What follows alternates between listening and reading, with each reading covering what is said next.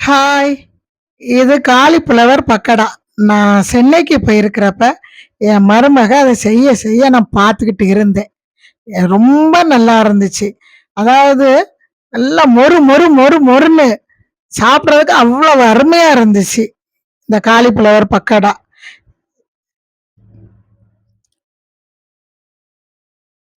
இது அப்படியே சாப்பிடுறதுக்கு சும்மாவே சாப்பிடலாம். சோத்துக்கு தொட்டுக்கிட்டு தான் சாப்பிடணுங்கிறதில்ல. அவ்வளவு அருமையா இருந்துச்சு. இது எப்படி செய்றதுன்னு பார்க்கலாம் வாங்க. ஒரு பெரிய காலிஃப்ளவர் நம்ம எடுத்து வச்சுக்கணும்.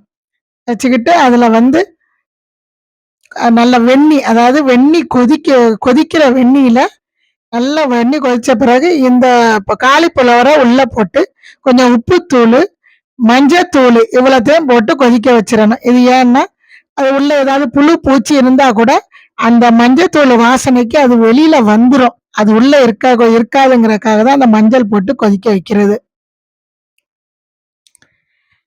அந்த கொதிக்கிற தண்ணீல ஒரு 5 நிமிஷம் அப்படியே கொதிச்சா போதும். அது வேக வைக்க வேண்டாம். அத அப்படியே எடுத்து நம்ம வந்து தண்ணி வடிகட்டியில தண்ணிய வடிச்சிட வேண்டியது.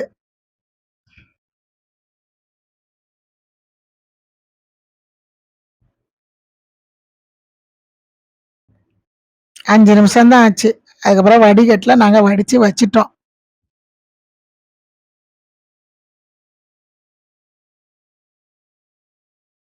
இது என்னன்னா, அதுக்கப்புறம் அப்படியே கொஞ்சம் வாட விட்டு, கொஞ்சம் உப்புத்தூளு, மிளகாத்தூளு, ஆ அது ஒரு 2 ஸ்பூன் மிளகாத்தூளு, அப்புறம் காஷ்மீரி சில்லி பவுடர்ன்னு அது ஒரு 2 ஸ்பூனு போடணும்.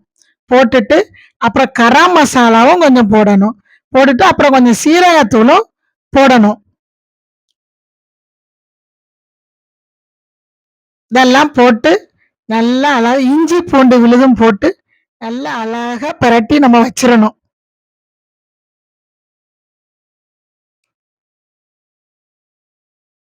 இது கரண்டி கிரண்டி எதுவும் போட்டு இது பண்ணுனா, அப்படியே அந்த இது உடைஞ்சிரும்னு கைய கொண்டு மெதுவா பெரட்டி வச்சுட்டு, அப்புறம் வந்து கடலை மாவு இதுக்கு. நல்லா கடலை மாவு நெறைய போட்டு, கொஞ்சம் அரிசி மாவு. அரிசி மாவும் நெறைய போட்டுட்டு, உப்பு பார்த்துக்கணும் கொஞ்சம் லைட்டா. அதுக்கப்புறம் எலுமிச்சம்பழம்.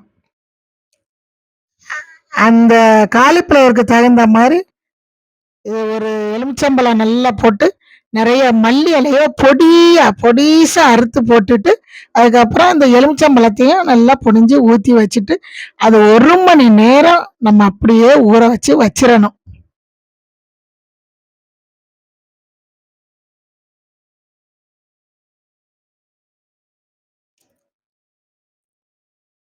இது வந்து கேசரி பவுடர் போட்டா, கடையில வர்ற மாரி கலரா வரும். அது கேசரி பவுடர் போடல.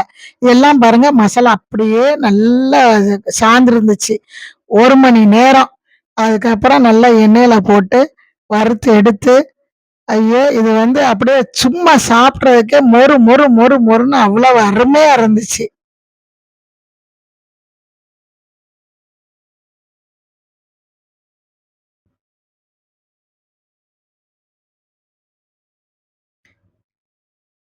இது எதுக்குன்னா, சோத்து தொட்டுக்கிட்டும் சாப்பிடலாம்.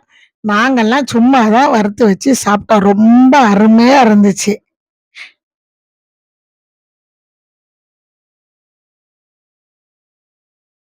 நீங்களும் வேணா இந்த மாரி இப்படி செஞ்சு சாப்பிட்டு பாருங்க. வீடியோ பிடிச்சிருந்துச்சுன்னா ஷேர் பண்ணுங்க, லைக் பண்ணுங்க, சப்ஸ்கிரைப் பண்ணுங்க. பாய்.